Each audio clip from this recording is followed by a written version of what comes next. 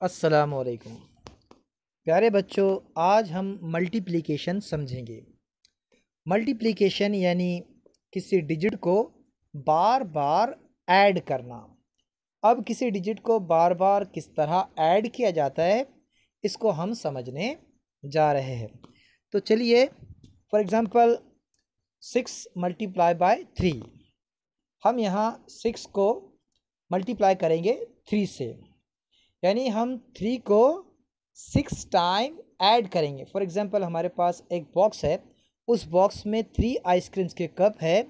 अगर एक बॉक्स में 3 आइसक्रीम्स के कप है तो 6 बॉक्स में कितने आइसक्रीम्स के कप होंगे? तो हम यहाँ 3 है तो हम 6 बॉक्स लेते हैं।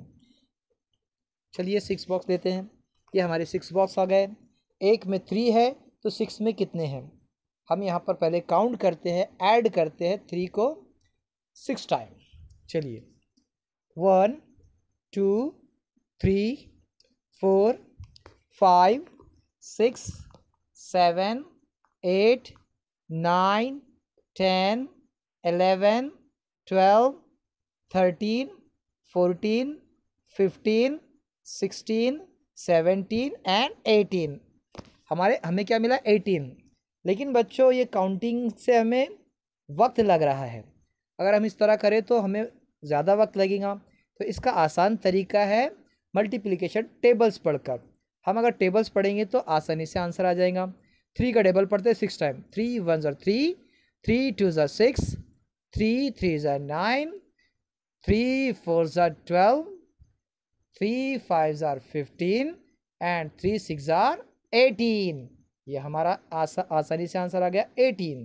यानी 6 multiply by 3 is equal to 18। 3 को हमने 6 टाइम ऐड किया है।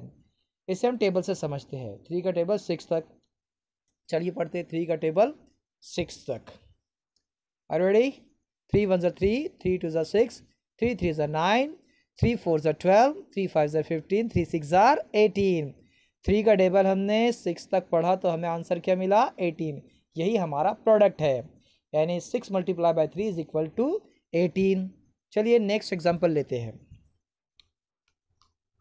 4 मल्टीप्लाई बाय 2, यानी 2 का टेबल हम 4 तक पढ़ेंगे। चलिए पढ़े 2 2 1 ज़ा 2, 2 2 ज़ा 4, 2 3 ज़ा 6, 2 4 ज़ा 8। 8 आ गया।